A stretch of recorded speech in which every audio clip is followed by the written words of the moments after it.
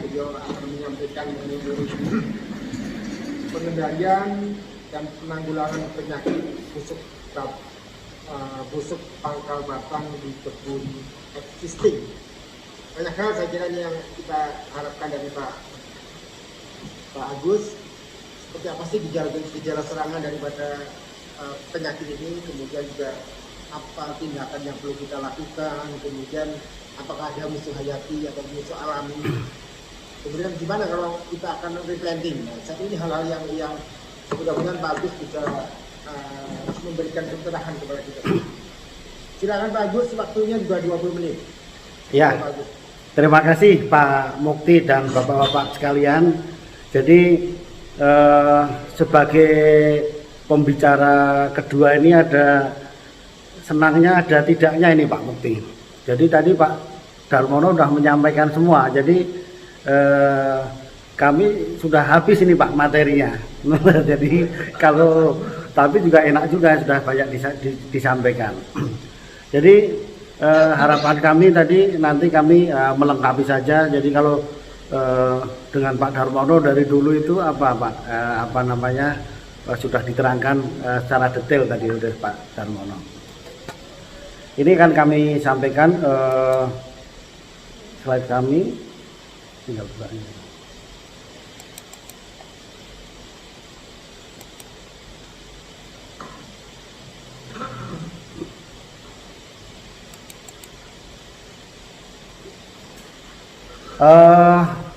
Bapak Ibu sekalian, jadi kami rangkum dari pertanyaan dari judul yang disampaikan oleh Pak Mukti tadi. Jadi kita memang harus mitigasi dari penyakit Ganoderma di perkebunan kelapa sawit supaya kita mengendalikannya ini bisa dengan tepat. Apalagi disampaikan tadi untuk beberapa hal itu persiapan kita banyak yang sudah memasuki generasi kedua yang harus hati-hati kita melakukan replanting tadi. Jadi bagaimana kita mendeteksi di dalam tanahnya itu seberapa bahayanya dan sebagainya. Jadi ini outline yang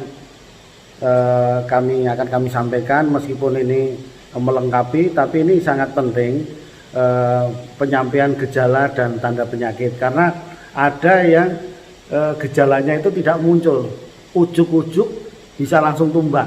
Nah, kemudian perkembangan teknologi lain yang untuk mendeteksi yang lebih akurat lagi. Kemudian ini yang perkembangan dan sebaran Ganoderma, meskipun tadi sudah disampaikan Pak Darmono bahwa lewat vektornya ada, kemudian sebesar lapangan bola. Nah ini perkembangan dan sebarannya kami tambahkan sedikit tadi. Jadi tidak hanya generasi 3 atau 2 tadi, generasi 1 sekarang juga sudah lumayan cukup tinggi. Beberapa bulan yang lalu saya sebelum ada virus corona ini di Kalimantan itu sudah ada yang generasi 1 umur 14 tahun sudah sekitar di 12%. Nah ini kan sangat mengejutkan ternyata. Kalau dulu kan masih ngomongnya nanti generasi 2, 3 itu belum muncul. Ternyata sekarang generasi 1 sudah cukup tinggi. Kemudian nanti epidemiologi penyakit Ganoderma. Jadi ternyata untuk di Indonesia Timur, kami di Papua generasi 1 juga sudah ada yang kena. Dan Ganodermanya nampaknya berbeda. Kan kalau tadi kan disampaikan Pak Darmono Ganoderma boninens, nampaknya yang di Papua ini agak sedikit berbeda. Kemudian pengendalian terpadunya, bagaimana kalau tanaman sudah terinfeksi di TBM itu, bagaimana apa yang kita lakukan, apalagi yang sudah tua terserang Ganoderma, itu bagaimana tindakan kita untuk mengendalikan penyakit ini. Nah, jadi Bapak Ibu sekalian, kami ulangi lagi bahwa tadi bintang kematian tadi yang disampaikan Pak Darmono. Jadi gejala Ganoderma itu tadi bisa menyerang TBM dan TM. Karena yang terserang di pangkal batang tadi yang muncul di bawah tadi, ini kan akan merusak silim maupun foil. Akibatnya apa? Akibatnya pertama itu gejalanya biasanya itu adalah menguning. Nah, menguning kalau di TBM diikuti oleh kering-kering sebagian pelepahnya itu yang kita sebut nekrosis. Nah, kemudian kalau di tanaman yang sudah TM, tadi ada pertanyaan di chat juga itu sudah, bagaimana gejalanya, hubungannya dengan sengkleh. Nah, makanya kalau terserang apa itu nanti tanaman bisa karena air tidak bisa naik, makanya dia tanaman sengkleh. Dan gejala berikutnya adalah ini yang sering disebutkan pada zaman dulu, akumulasi daun tombak. Nah, daun tombaknya bisa 4 sampai 5. Meskipun demikian ini juga kita harus hati-hati. Tidak asal gejala demikian pasti Ganoderma. Karena ada yang gejalanya sama tapi penyebabnya berbeda. Nah, ini harus dilihat juga tambahan untuk kita mendiagnosis. Jadi tambahannya adalah distribusinya. Nah, gitu. Akumulasi daun tombak kalau kita di daerah berpasir, kekeringan, ya itu semua daun tombaknya bisa semua sama. Tapi seragam, ini berarti kan patut dicurigai bukan Ganoderma. Kalau Ganoderma seperti kata Pak Darmono tadi, itu pasti mengelompok dulu ke sana. Nah, itu lama-lama karena sebagian besar penularan itu lewat kontak akar tadi. Meskipun potensi yang lain melalui Basidiospora. Nah, itu gejala yang muncul. Tapi yang patut kami sampaikan di sini, tidak semua tanaman itu menunjukkan gejala. Nah, tidak menunjukkan gejala ataupun tanda penyakitnya. Jadi kalau gejala itu merupakan respon tanaman terhadap benda asing atau patogen yang masuk, kalau tanda adalah makhluk hidupnya, ya tubuh buah ini adalah tanda penyakitnya. Nah, meskipun udah confirm itu kalau udah ada tanda penyakitnya berupa tubuh buah tadi. Nah, jadi ini kita bedakan antara gejala dan tanda, dan yang penting kita catat adalah banyak tanaman yang tidak bergejala tapi tahu-tahu terus tumbang. Inilah sulitnya kita mendeteksi. Nah, nanti kita sampai pada waktu mendeteksi yang lebih akurat lagi. Nah, ini yang menjadi sangat was-was perlu kita perhatikan adalah gejala di tanaman TBM. Tadi di gambarnya Pak Darmono juga sudah ada di dekat tanaman tua yang mati ditanam, ya ini gejalanya. Jadi kalau sudah kecil seperti ini sudah terserang, ya kerugiannya pasti semakin besar. Jadi ini tadi menguning akhirnya nekrosis. Jadi kalau masih 1-2 dan sejarahnya merupakan generasi 2, patut diduga itu karena Ganoderma. Ini Bapak Ibu sekalian, gejala tadi setelah daun menguning, pelepahnya sengkleh, akumulasi daun tombak, akhirnya tanaman tumbang. Karena apa? Karena busuk di pangkal batang. Makanya namanya basal stem rot ya. Jadi busuk di pangkal batang karena tadi terjadi pembusukan. Nah, ini yang terkenal. Kemudian yang berikutnya, karena ada organ seksual tadi ya, yang mempunyai 4 mating type Basidiospora tadi, maka ini penyebaran salah satunya dia lewat udara. Makanya bisa di atas. Nah, di atas ini menyebabkannya upper stem rot. Jadi di pangkal di batang di atas itu juga bisa busuk dan akhirnya patah juga. Ini banyak terjadi juga di tanah gambut. Jadi Ganoderma ini pintar juga. Kalau di gambut ada air, lalu dia bisa lari ke atas. Nah, ini upper stem rot. Ini sekaligus menjawab tadi juga ada chat yang mengatakan apa penyebabnya sama ini yang basal stem rot sama upper stem rot. Kemudian ini ada penelitian saya, nah ini sudah confirm bahwa ini juga Ganoderma boninens. Nah, selain identifikasi menggunakan morfologi dengan melihat tubuh buahnya, warnanya, kemudian ukuran Basidiospora dan sebagainya, tapi saya juga menggunakan PCR. Jadi dengan menggunakan identifikasi dengan DNA bahwa itu confirm Ganoderma. Ya ada beberapa dulu mengatakan bahwa ini ada jamur Pelinus nexius. Nah, memang ada 1-2, tapi sekarang yang lebih dominan adalah yang Ganoderma boninens. Jadi ini kalau kita mengecek di lapangan mana yang basal stem rot atau upper stem rot itu tadi. Jadi kalau dipotong di tengahnya itu bersih, tidak ada pembusukannya, maka itu upper stem rot, berarti dia lewat atas. Itu cara mudah membedakannya. Tapi kalau mau lebih detail ya dengan molekular tadi. Jadi kita masih melihat gejala dan tanda. Ini saya menyampaikan bahwa potensi penyebaran yang sangat berbahaya jika kita biarkan di lapangan itu ada tunggul-tunggul yang ada tubuh buahnya. Jadi ini selain akarnya tadi juga menjadi sumber inokulum tanaman sekelilingnya, ini juga menyebabkan spora tadi. Ini kemungkinan terbang ke sana kemari, meskipun yang jadi sedikit itu juga berbahaya. Makanya di jauh yang belum pernah ada menjadi ada ini karena peran dari Basidiospora. Jadi ini yang kita sampaikan bahwa salah satu inokulum paling berbahaya dari Ganoderma adalah akar. Nah, makanya ini kan termasuk soil-borne pathogen. Jadi seberbahayanya Ganoderma bisa dilihat. Akar pun bisa ditumbuhi sampai tumbuh tubuh buahnya. Ini membuktikan akar itu berbahaya. Ini lubang tanam yang baru dibikin 2 minggu pun karena terpotong akarnya, tubuh buahnya pun muncul. Nah, ini bagaimana kalau kita mau tadi disampaikan Pak Darmono tadi, nyisip ya mati lagi. Itu karena ya sekelilingnya akarnya udah mengandung Ganoderma.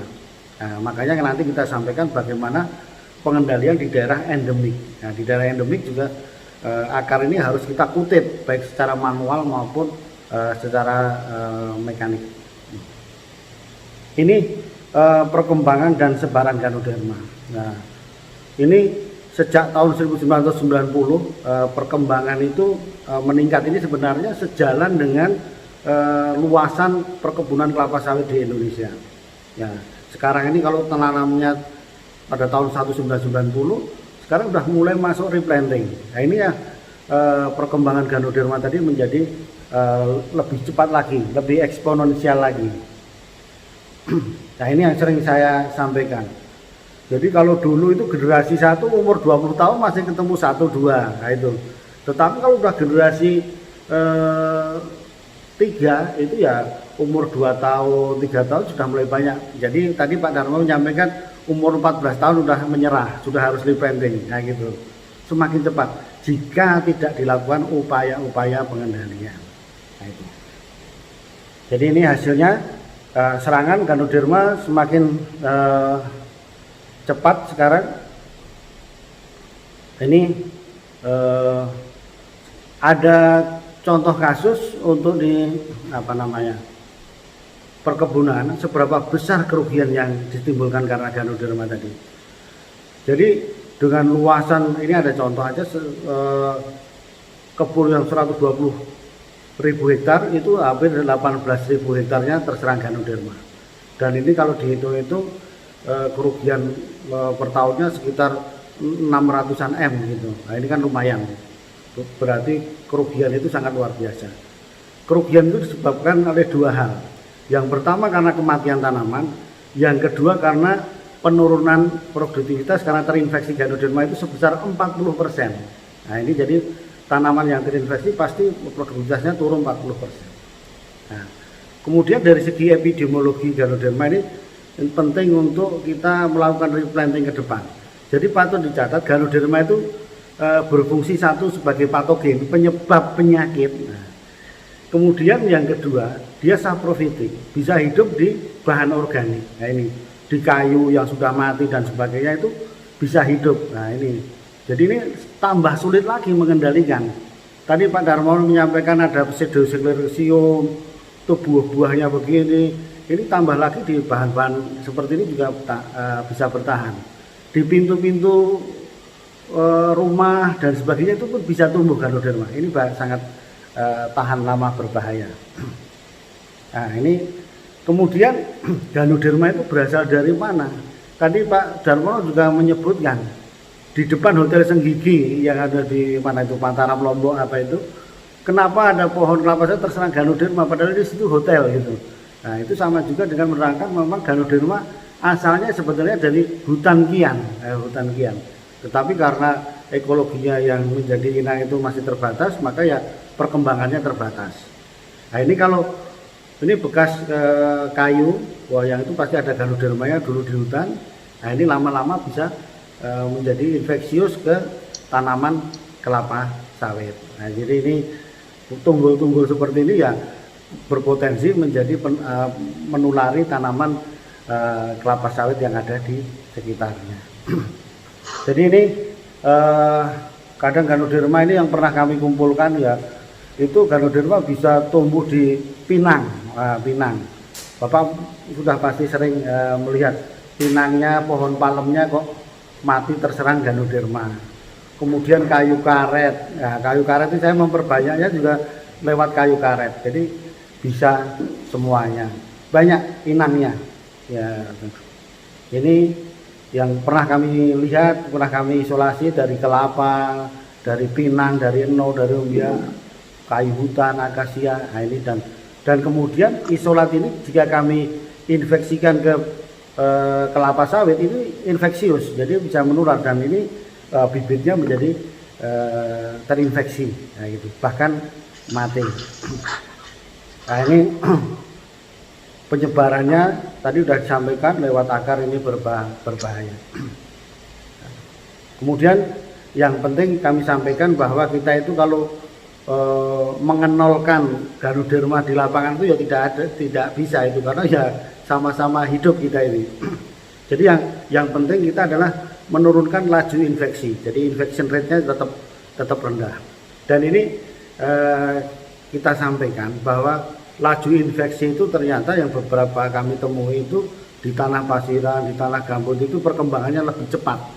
Nah, lebih cepat. Jadi kami pernah di Bangka Belitung itu satu branding, yang satu tanah pasiran itu yang terserang kejadian penyakit Ganodermanya itu sekitar 396, brandingnya yang tanah mineral, nah, mungkin subur itu cuma sekitar 9 tanaman, jadi sangat jauh. Nah ini bahwa kesehatan tanaman ini tadi ada chat juga yang menanyakan penting untuk lebih menahan serangan Ganoderma. Nah, tanaman-tanaman yang lebih sehat pasti akan sanggup menahan Ganoderma. Nah ini sudah disampaikan oleh Pak Darmono bahwa penyebaran Ganoderma prinsipnya melalui 3 cara. Kontak akar yang pertama yang paling banyak, kemudian lewat Basidiospora. Basidiospora ada yang langsung ke tanaman, tetapi ada juga yang lewat sekunder, misalnya mendarat di tunggul-tunggul tanaman, kemudian berkembang baru menginfeksi tanaman kelapa sawit. Jadi kira-kira inilah mekanisme penyebaran dari Ganoderma, dan ini harus kita perhatikan, termasuk inang alternatif tadi. Nah itu. Nah, deteksinya bagaimana? Deteksi yang paling murah itu adalah yang harus kita kembangkan dengan visual, dengan simptom, dengan gejala. Itu tadi sudah kita sampaikan, ya Bapak Ibu saya sudah hafal lah itu. Di lapangan tiap hari sudah lihat, oh ini sudah mengering, kuning, ini Ganoderma. Oh ini Ganoderma itu sudah terbiasa ya, jadi mudah. Nah, ini. Kemudian ya ada serologi menggunakan ELISA, ini reaksi antigen antibody, dan tadi yang lewat molekuler juga bisa ini lebih akurat begitu. Tapi ini kan karena mahal, karena apa ya, ini untuk penelitian yang ini. Tapi untuk di lapangan saya kira deteksi itu lewat gejala. Kemudian lewat citra satelit, tadi ada pertanyaan. Ya ini meskipun akurasinya sekitar 85%. Jadi dengan menggunakan drone bisa dihitung beberapa tanamannya maupun dari citra satelit tadi. Jadi sekarang kita sampai apa yang untuk pengendalian yang efektif. Jadi kita pengendalian yang masih pengendalian hama terpadu Ganoderma itu ya penting ini monitoring. Jadi monitoring ini termasuk menghitung distribusi kejadian penyakit Ganoderma pada kebun tersebut. Ini untuk menggambarkan betapa bahayanya ke depan. Oh misalnya sudah ketemu 5%, ini udah bahaya ini. Jadi ini harus ditandai dan itu bisa dilakukan perlakuan-perlakuan yang ada. Nah, terutama sanitasi tadi yang penting. Ini pentingnya dari monitoring. Kemudian di pembibitan ini perlu diperhatikan. Karena Ganoderma sering kita menggunakan pembibitan di daerah endemik sering terbawa akar-akar kelapa sawit di pembibitan, ini juga bisa menjadi faktor penular nanti terbawa ke lapangan. Oleh karena itu ya di pembibitan ini selain tanahnya itu yang diperlakukan diayak, ditapis supaya tidak terbawa sumber inokulum Ganoderma. Perlu juga bisa diaplikasi agen antagonis. Boleh menggunakan Trichoderma, menggunakan Mycorrhiza juga boleh. Dan yang penting juga kita usaha semaksimal menggunakan tanaman yang moderat tahan Ganoderma. Yaitu tadi di sini ada beberapa di Indonesia sudah ada dari Sokwindo, sudah ada dari PPKS ada. Ini bisa dicoba untuk kombinasi tadi untuk menurunkan laju infeksi. Kemudian persiapan lahan. Ini karena akar maupun batang ini sangat berbahaya, maka sumber inokulum yang berupa batang, bol, kemudian akar ini harus disanitasi, harus tambahan biayanya lumayan banyak.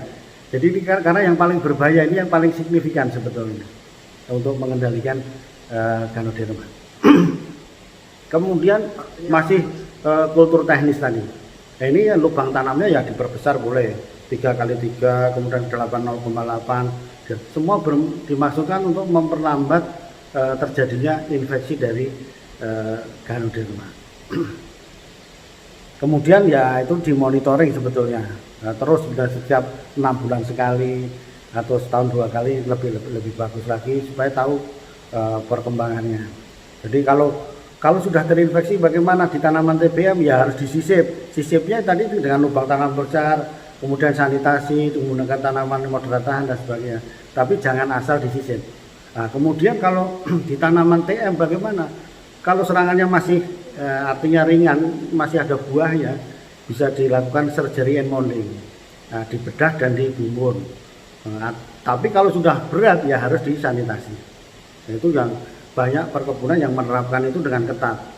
Jadi kalau sudah terinfeksi ya langsung lubang sanitasi diangkut keluar untuk dimusnahkan. Tadi ada pertanyaan, aplikasi di lapangannya sulit, tapi yang melaksanakan juga ada, ya, tergantung niatnya ini. Nah, pengendalian kuratif sudah saya sampaikan tadi, jika terserang berat ya sanitasi, terserang ringan ya surgery and mounding. Nah, ini gambar-gambar pengendalian di daerah endemik tadi, karena akar itu berbahaya, kemudian bol berbahaya ya harus dilakukan sanitasi. Kita buang supaya tidak menjadi sumber inokulum yang berbahaya. Nah, ini tadi yang lubang tanam besarnya ya, ini harapannya nanti tidak cepat terinfeksi gitu dengan berbagai macam upaya tadi. Nah, ini yang kami sampaikan. Jadi beberapa percobaan kombinasi tadi, nah itu ini berbeda hasilnya. Kita menggunakan lubang tanam besar, kemudian tanaman moderat tahan, kemudian menggunakan olah tanah dan tidak. Ini kan memberikan hasil yang berbeda, meskipun ya itu masih ada yang terserang juga. Jadi ini salah satu yang dipakai adalah tanaman moderat tahan Ganoderma. Ini sekilas saja, ada beberapa yang memang tidak terserang, ini berbeda-beda apanya ya, bloknya gitu. Ya, ini diuji di lapangan. Tadi ada pertanyaan, ini ternyata kalau kita infeksikan di bibit-bibit juga tanaman itu bisa terinfeksi oleh Ganoderma ini. Jadi kami punya banyak inokulum Ganoderma ini. Bapak-bapak yang belum punya banyak bisa saya kirimi ini kalau mau ini. Nah, ini berbahaya tapi ya itu. Oh, itu. Waktunya bagus. Oh ya, tinggal sih. Ini yang PPKS tadi Pak. Ya, ini strategi pengendaliannya, sanitasi akar, bol, kemudian dekomposisi batangnya dipercepat, lubang tanam besar ini ringkasannya. Ini menggunakan agen hayati. Nah, ini pengendalian hayatinya, kemudian preventifnya, kemudian di replanting itu pakai ada tambahannya Pak. Tadi kutip akar terutama dan pengolahan tanah. Jadi itu saja Pak Mukti yang dapat kami sampaikan. Terima kasih. Terima kasih Pak Agus Susanto, Dr. Agus Susanto dari PPKS Medan. Saya kira ini kita semuanya juga mendapat tambahan pencerahan bagaimana Danau Berma ini menyerang, kemudian Pak Agus juga sudah sampaikan beberapa upaya penanggulangannya.